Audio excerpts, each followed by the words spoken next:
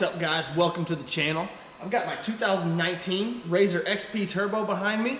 I just wanted to give you guys a little overview.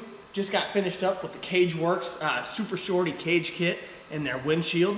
Let's go over it, check it out, and give you guys a list of modifications I've done so far. I just got my 32-inch Tusk Terabytes mounted up on my MSA M20 wheels, and I do have to say they look sick. I haven't really got a chance to take them out and test them yet, but man, I think they're going to do really well. I went with the Polaris Desert front bumper. I think it looks pretty good on there. It's going to protect the front end, definitely a lot better than not having a bumper at all on there. It's got the Super ATV 3,500 pound winch, and it is a pretty sick setup. It's got a wired button mounted up under the dash, and it also has a wireless controller, so that way if you don't have anybody with you, it makes it a little bit easier to wind your winch back up and get it put up when you're done with it. Another awesome modification, I really am glad I did this. I went with the clear lower doors from Super ATV, and what makes them really nice is you can still see out to your right front tire when you're wheeling. You're not gonna be running into anything. You can't see where your doors normally block that down there. Got the Super ATV tree kickers, look really good. Gonna protect the side of it there. Also went with the Super ATV full skid plate.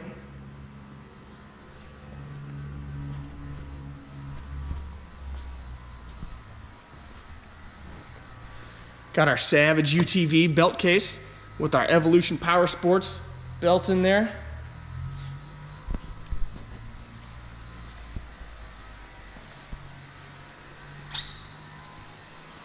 Overall, I'm really happy with the whole setup so far.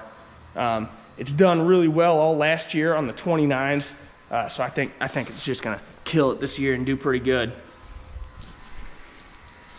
One of my next mods I'm definitely gonna have to do is get some new lower A-arms. Now I'm thinking about going with upper and lowers, probably 2-inch forward. It'll get a little bit more clearance here for those 32s on the rear of that fender. I also had to go with the Super ATV heavy duty tie rod. Probably not even a month after I had it. I bent both front tie rods and they seem to be pretty weak from the factory, but these have held up really well. For any of you guys thinking about going with an aftermarket cage kit, like the CageWrx do-it-yourself setup, I would highly recommend this cage, man. It went together really nicely. I did go with the CageWrx windshield, which fits up nice, and it seals up really good on that CageWrx roof. Their roofs come with the Zeus tabs that you weld on the inside of your cage there, and then just quarter turn, you can disconnect it, pull your roof right off, put it back on, super easy. Now, my good buddy Spencer helped me with this, but we did take the time and we fully TIG welded the whole cage. It just looks a ton better. Real clean, but you could save yourself a lot of time and just MIG weld it, but we wanted the clean look of those TIG welds. And I gotta say, I'm really happy we took the extra time to do that.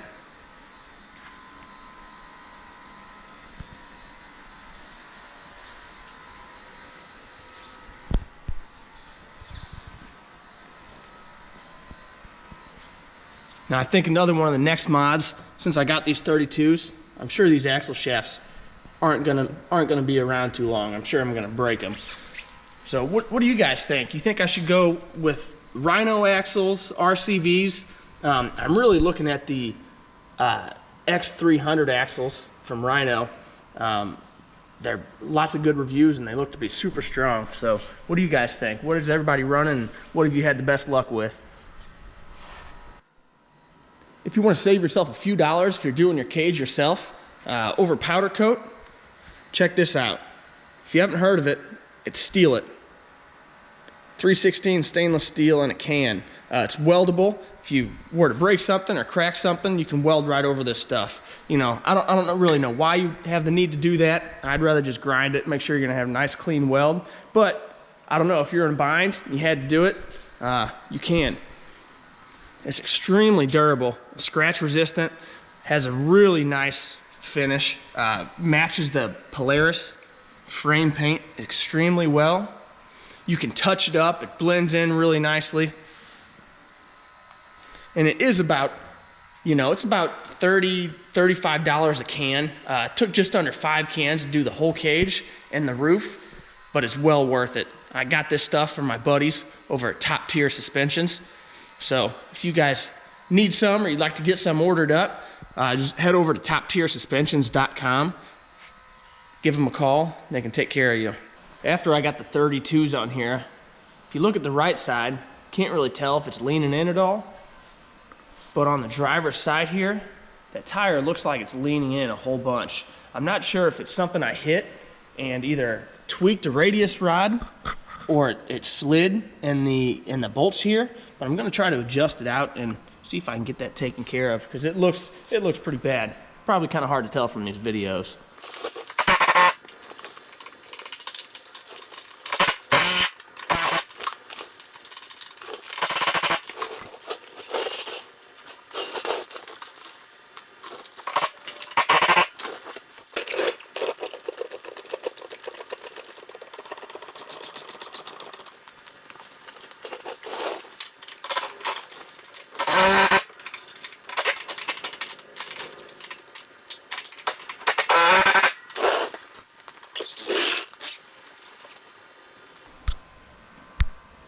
Oh yeah, so check that out.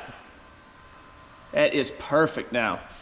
Now it looks like this side, it might be leaning in just a little bit. So I'm gonna go ahead and adjust that side.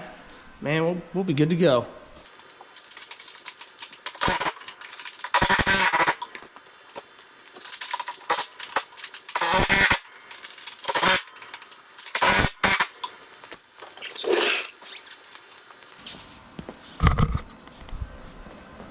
Oh yeah, much better. Both sides are nice and straight. Now if you noticed, after I jacked it up and made my adjustments to my radius rods, you'll always want to make sure after you set it back down off the jack that you roll it forward, roll it backwards, and that's basically going to reseat or reposition the suspension, and then you can either eyeball it or take your measurements as you needed and just make sure everything's nice and straight and you'll be good to go. Alright guys, thanks for watching the video. We're going to be doing tons more content on riding, builds, so be sure to like the video and subscribe, and we'll see you next time.